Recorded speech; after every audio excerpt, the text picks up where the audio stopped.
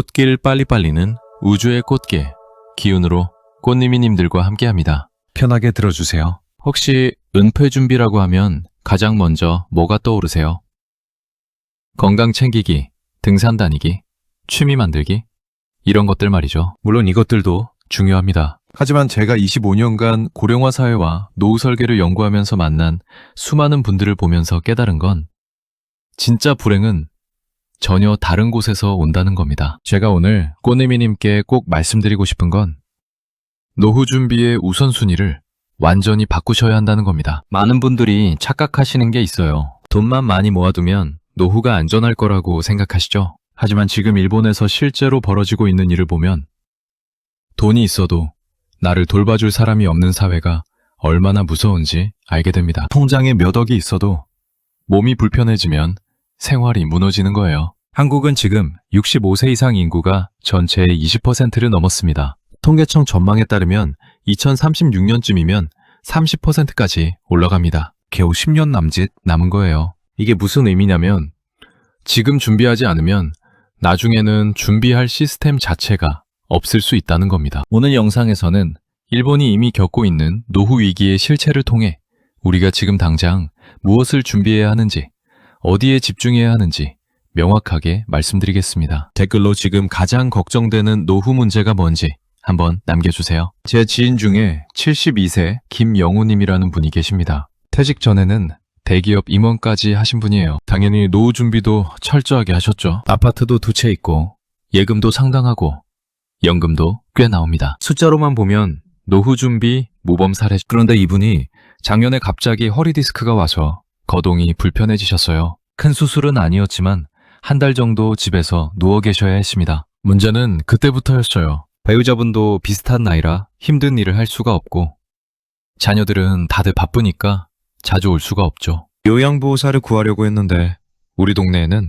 대기가 2개월이래요. 돈이 있어도 당장 돌봄을 받을 수가 없는 겁니다. 김영우님은 그제야 깨달으셨대요. 내가 준비한 건 돈이지 사람이 아니었구나. 시스템이 아니었구나. 지금은 다행히 회복하셨지만 그 한 달이 너무 외롭고 불안했다고 하시더라고요. 이게 바로 제가 오늘 꽃님이님께 꼭 전하고 싶은 메시지의 핵심입니다. 이 영상을 끝까지 보시면 꽃님이님의 노후 준비 방식을 완전히 바꿀 수 있는 중요한 지혜를 얻으실 겁니다. 뒤에 나올 3가지 해결책을 모르시면 지금까지 모아둔 돈도 나중에는 의미가 없어질 수 있어요. 혹시 아직 구독과 좋아요를 누르지 않으셨다면 지금 바로 눌러주세요. 이 채널은 건강한 노년과 현명한 준비를 응원합니다. 오늘 제가 말씀드린 내용은 단순히 돈 모으는 이야기가 아닙니다. 매달 끊기지 않는 현금이 들어오는 구조, 내가 아플 때 나를 돌봐줄 시스템, 그리고 외롭지 않게 살 수 있는 관계자산. 이 3가지가 왜 진짜 노후 준비인지 명확하게 깨닫게 되실 겁니다. 끝까지 보지 않으시면 가장 중요한 실천 방법을 놓치게 됩니다. 그럼 지금부터 일본에서 실제로 일어나고 있는 일들을 하나씩 살펴보면서 우리가 지금 당장 무엇을 준비해야 하는지 구체적으로 말씀드리겠습니다. 일본 이야기부터 시작할게요. 2019년에 일본 금융청이 보고서 하나를 발표했습니다. 내용은 간단했어요. 공적연금만으로는 노후 생활비가 부족하다. 평생 약 2천만 엔 정도가 모자랄 수 있다는 거였죠. 우리 돈으로 환산하면 대략 2억 원 정도 됩니다. 이게 발표되자마자 일본 사회가 발칵 뒤집혔어요. 왜냐하면 그동안 일본 정부는 연금 하나만 믿고 살아도 된다고 계속 말해왔거든요. 그런데 갑자기 2억이 부족하다니까 사람들이 당황한 겁니다. 이 사건을 노후 2천만 엔 문제라고 부릅니다. 그럼 일본 정부는 뭘 했을까요? 개인들이 스스로 노후를 준비하도록 강하게 유도하기 시작했습니다. 그 대표적인 게 신미사 제도예요. 니사라는 건 우리로 치면 ISA나 연금저축 같은 건데 투자 수익에 대해 세금을 안 매기는 제도입니다. 일본은 2024년부터 이 제도를 완전히 개편했어요. 뭘 바꿨냐면 비과세 기간을 평생으로 늘렸습니다. 그리고 평생 동안 최대 1,800만 엔까지 비과세로 투자할 수 있게 했어요. 우리 돈으로 1억 8천만 원 정도죠. 이게 무슨 의미냐면 국가가 이제 연금으로 다 책임 못 진다. 각자 알아서 준비하라는 신호를 강하게 보낸 겁니다. 여기서 중요한 건 뭘까요? 제도를 활용하느냐, 마느냐의 문제가 아니에요. 국가가 깔아준 판을 이해하고 거기에 맞춰 내 전략을 짜야 한다는 겁니다. 한국도 ISA, IRP 같은 제도가 있죠. 이런 것들이 왜 만들어졌는지, 정부가 뭘 유도하는 건지 정확히 아셔야 합니다. 일본의 또 다른 문제는 뭐였을까요? 돌봄 인프라가 무너지기 시작한 겁니다. 일본은 이미 65세 이상 인구가 30%에 가까워요. 그러니까 돌봐줄 사람보다 돌봄이 필요한 사람이 훨씬 많아진 거죠. 요양보호사를 구하려고 해도 구할 수가 없어요. 대기 기간이 몇 달씩 걸립니다. 그래서 일본 정부가 내놓은 해법이 뭐냐면 지역 단위로 돌봄 시스템을 만드는 겁니다. 우리가 통합 돌봄이라고 부르는 건데 일본에서는 이미 10년 넘게 시행하고 있어요. 병원, 요양시설, 복지관, 주민센터가 다 연결돼서 한 사람을 케어하는 시스템이죠. 근데 이게 모든 지역에 다 있는 게 아니에요. 재정이 튼튼한 지자체는 시스템이 잘 돌아가는데 그렇지 않은 곳은 거의 방치 수준입니다. 그래서 일본에서는 이제 어디 사느냐가 노후의 질을 결정한다는 말까지 나옵니다. 한국은 어떨까요? 우리도 2026년 3월부터 돌봄 통합지원법이 전면 시행됩니다. 전국 시군구에 통합 돌봄 시스템이 들어서는 거예요. 문제는 속도입니다. 일본도 10년 넘게 했는데 아직도 지역별 격차가 크거든요. 우리는 10년도 안 남았어요. 꽃님이님이 지금 사시는 동네에 요양병원이 몇 개 있는지, 복지관이 어디 있는지, 주간보호센터는 있는지 한번 찾아보세요. 나중에 내가 아플 때 갈 곳이 있는지 미리 확인해 두는 게 진짜 준비입니다. 일본의 세 번째 변화는 뭐냐면 도시 구조 자체를 바꾸기 시작했다는 겁니다. 콤팩트 시티라고 들어보셨나요? 고령자가 늘어나니까 넓게 퍼진 도시를 유지할 수가 없는 거예요. 그래서 중심부로 사람들을 모으고 거기에 병원, 상점, 복지시설을 다 집중시키는 겁니다. 도야마시라는 곳이 대표적인데요. 거기는 트램을 깔고 역 주변에 노인 주거시설을 집중 배치했어요. 걸어서 10분 안에 병원도 가고 장도 보고 다 해결되게 만든 거죠. 차 없어도 살 수 있는 구조를 만든 겁니다. 한국은 아직 이런 움직임이 본격화되지 않았어요. 하지만 머지않아 비슷한 흐름이 올 겁니다. 왜냐하면 인구가 줄어들면 도시를 유지하는 비용 자체가 감당이 안 되거든요. 그럼 꽃님이님은 뭘 준비하셔야 할까요?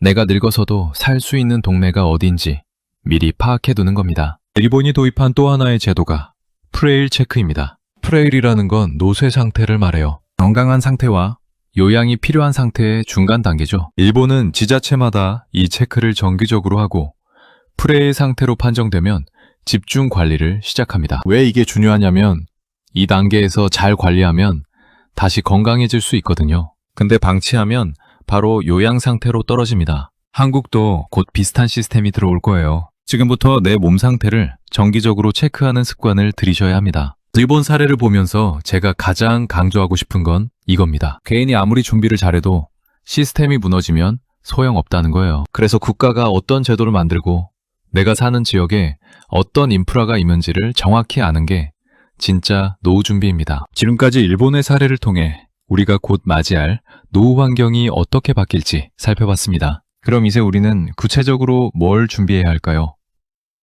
지금부터 3가지 핵심 해결책을 하나씩 말씀드리겠습니다. 첫 번째는 제도를 활용하는 겁니다. 한국에도 세제 혜택이 붙는 노후 준비 제도가 여러 개 있어요. 대표적인 게 ISA와 IRP죠. ISA는 개인 종합자산관리계좌라고 하는데 여기에 돈을 넣어두고 투자하면 수익에 대한 세금을 일부 면제해 줍니다. IRP는 개인형 퇴직연금인데요. 연간 최대 900만 원까지 넣으면 세액공제를 받을 수 있어요. 이게 무슨 뜻이냐면 900만 원 넣으면 세금을 100만 원 넘게 돌려받을 수 있다는 겁니다. 이런 혜택을 안 쓰고 그냥 예금만 하는 건 손해예요. 근데 많은 분들이 이런 제도가 어렵다고 느끼세요. 용어도 복잡하고 어디서 어떻게 가입하는지도 모르겠다고 하시죠? 저는 이렇게 권해드립니다. 은행 한 곳 정해서 직접 가보세요. 요즘은 시니어 전용 창구도 많아요. 거기서 직원한테 내 상황 설명하고 어떤 상품이 좋을지 물어보세요. 처음에는 소액으로 시작하셔도 됩니다. 월 10만 원, 20만 원씩이라도 일단 시작하는 게 중요해요. 제도에 익숙해지면 나중에 금액을 늘리면 되거든요. 중요한 건 국가가 깔아준 판을 이해하고 거기에 올라타는 겁니다. 두 번째는 부동산을 연금화하는 겁니다. 한국 시니어분들 대부분이 자산의 7,080%를 부동산으로 갖고 계세요. 집은 있는데 현금이 없는 겁니다. 이게 왜 위험하냐면 갑자기 병원비가 필요하거나 요양비가 나갈 때 대응을 못해요. 주택연금이라는 제도가 있습니다. 집을 담보로 맡기고 매달 연금처럼 돈을 받는 거예요. 집은 그대로 살면서 현금 흐름을 만드는 겁니다. 예를 들어 시세 5억짜리 집이 있으면 부부 기준으로 월 150만 원 정도 받을 수 있어요. 많은 분들이 집을 자식한테 물려줘야 한다고 생각하세요. 근데 요즘 자식들은 부모 집 물려받기를 원하지 않는 경우도 많아요. 세금도 내야 하고 관리도 해야 하고 본인들 생활도 바쁘거든요. 그럼 차라리 부모님이 그 집으로 편하게 사시는 게 낫지 않을까요? 주택연금 말고도 영목이지, 임대사업자 전환 같은 방법도 있습니다. 중요한 건 집을 현금으로 바꾸는 방법을 미리 시뮬레이션 해보는 겁니다. 한국주택금융공사 홈페이지 가면 계산기가 있어요. 매집 시세 넣으면 월 얼마 받을 수 있는지 바로 나옵니다. 세 번째는 인적 자본입니다. 쉽게 말하면 일할 수 있는 능력을 유지하는 거예요. 죽을 때까지 일하라는 게 아니에요. 원하면 일할 수 있는 선택권을 갖고 있는 게 최고의 안전장치라는 겁니다. 제가 만난 78세 박정희님이라는 분이 계세요. 이분은 퇴직 후에 동네 도서관에서 자원봉사를 시작하셨는데 거기서 책 정리 업무를 잘하시니까 나중에 유급 알바로 전환됐대요. 월 80만 원 정도 받으신다고 해요. 이분 말씀이 재밌었어요. 돈은 솔직히 크게 필요 없는데 매달 80만 원이 통장에 들어오니까 마음이 완전히 다르다는 거예요. 자식들한테 손 안 벌려도 되고 뭔가 쓰고 싶으면 그냥 쓸 수 있고 무엇보다 나는 아직 쓸모 있는 사람이라는 느낌이 든다고 하시더라고요. 월 100만 원 현금 흐름이 주는 심리적 효과는 꽃님이님 생각보다 훨씬 큽니다. 이게 자산으로 환산하면 얼마일까요? 연 4% 수익률 기준으로 계산하면 3억 정도 되는 겁니다. 그러니까 월 100만 원을 벌 수 있는 능력은 3억짜리 자산과 비슷한 가치를 갖는 거예요. 그럼 어떻게 인적 자본을 유지할까요? 제일 좋은 건 지금 하는 일과 연결된 걸 찾는 겁니다. 퇴직 전 경력을 살려서 컨설팅을 한다거나 강의를 한다거나 멘토링을 하는 거죠. 요즘은 시니어 인턴 같은 프로그램도 많아요. 아니면 완전히 새로운 걸 배우셔도 됩니다. 카페 바리스타, 반려동물 돌봄, 실버 택시 같은 거요. 중요한 건 내가 뭔가를 할 수 있다는 선택권을 유지하는 겁니다. 일하기 싫으면 안 하면 되는 거고 필요하면 할 수 있는 상태를 만드는 게 핵심이에요. 여기서 한 가지 더 말씀드리고 싶은 건 관계 자산입니다. 노후의 가장 큰 적은 외로움이에요. 돈이 있어도 말 상대가 없으면 삶의 질이 확 떨어집니다. 일본 연구를 보면 사회적 고립이 치매 위험을 2배 이상 높인다고 해요. 관계 자산은 하루아침에 만들어지지 않습니다. 지금부터 동호회도 나가보고 봉사활동도 해보고 동네 사람들과 인사도 하고 이런 작은 것들이 쌓여서 나중에 큰 자산이 되는 겁니다. 특히 같은 관심사를 가진 사람들과 정기적으로 만나는 모임 하나쯤은 꼭 만드세요. 또 하나 중요한 게 디지털 리터러시예요. 요즘 모든 게 온라인으로 돌아가잖아요. 은행 업무도 병원 예약도 쇼핑도 다 핸드폰으로 하죠. 이걸 못하면 생활 자체가 불편해집니다. 70대 분들 중에서도 유튜브 보시고 카톡 하시고 인터넷 뱅킹 하시는 분들 많아요. 처음엔 어렵지만 익숙해지면 오히려 편해요. 자식들한테 부탁 안 해도 되니까요. 주민센터나 복지관에서 스마트폰 교육 많이 해요. 창피해하지 마시고 한번 배워보세요. 마지막으로 건강관리입니다. 이건 너무 당연한 얘기지만 정말 중요해요. 아무리 돈이 많아도 몸이 아프면 다 소용없거든요. 근데 건강관리도 전략적으로 하셔야 해요. 정기검진은 기본이고 만성질환이 있으면 약 잘 챙겨 드시고 근력운동 꼭 하세요. 나이 들면 근육이 빠지면서 낙상 위험이 커지거든요. 낙상 한 번에 골절되고 그러면 거동이 어려워지고 그게 요양으로 이어집니다. 운동은 헬스장 안 가셔도 돼요. 집에서 스쿼트, 계단 오르기 이런 것만 해도 충분합니다. 중요한 건 꾸준히 하는 거예요. 일주일에 3번, 하루 30분씩이라도 움직이세요. 지금까지 3가지 핵심 준비 방법을 말씀드렸습니다. 제도 활용, 부동산 연금화, 인적 자본 유지, 여기에 관계 자산과 건강 관리를 더하면 진짜 노후 준비가 완성되는 겁니다. 그럼 이제 오늘 내용을 정리하면서 마무리하겠습니다. 오늘 영상을 정리해 볼게요. 많은 분들이 노후 준비라고 하면 건강 챙기고 취미 만들고 이런 것만 생각하시는데 진짜 불행은 전혀 다른 곳에서 온다고 말씀드렸습니다. 첫 번째 위험은 돈이 있어도 나를 돌봐줄 사람이 없는 구조입니다. 일본이 지금 겪고 있는 일이에요. 통장에 몇 억이 있어도 요양보호사를 구할 수 없고 병원 예약도 몇 달씩 기다려야 하는 상황이죠. 한국도 2036년이면 65세 이상 인구가 30%가 됩니다. 10년 남짓밖에 안 남았어요. 그래서 제가 강조한 건 돌봄 인프라를 미리 확인하라는 겁니다. 내가 사는 동네에 통합 돌봄 시스템이 제대로 갖춰져 있는지, 요양병원은 있는지, 주간보호센터는 어디 있는지 지금 당장 찾아보세요. 맞으면은 선택할 여유도 없어요. 두 번째 위험은 현금 흐름이 끊기는 겁니다. 자산은 많은데 매달 들어오는 돈이 없으면 생활이 불안해져요. 일본이 신니사 제도를 강화한 이유도 바로 이겁니다. 연금만으로는 안 되니까 개인들이 스스로 준비하라고 강하게 유도하는 거죠. 한국도 똑같은 흐름이 올 겁니다. ISA, IRP 같은 제도가 괜히 있는 게 아니에요. 국가가 깔아준 판을 이해하고 거기에 올라타는 게 현명한 겁니다. 세제 혜택 받으면서 노후 자금을 만들 수 있는데 안 하는 건 손해예요. 부동산도 마찬가지입니다. 집은 있는데 현금이 없어서 이벤트 리스크에 무너지는 분들 많아요. 주택연금 같은 제도로 집을 연금화하는 시뮬레이션을 지금 해보세요. 한국주택금융공사 홈페이지 가면 계산기 있어요. 세 번째 위험은 외로움입니다. 돈이 있어도 말할 사람이 없으면 삶의 질이 확 떨어져요. 일본 연구를 보면 사회적 고립이 치매 위험을 2배 이상 높인다고 합니다. 관계 자산은 하루아침에 만들어지지 않아요. 지금부터 조금씩 쌓아가셔야 해요. 그럼 잘못 준비했을 때랑 제대로 준비했을 때가 얼마나 다를까요?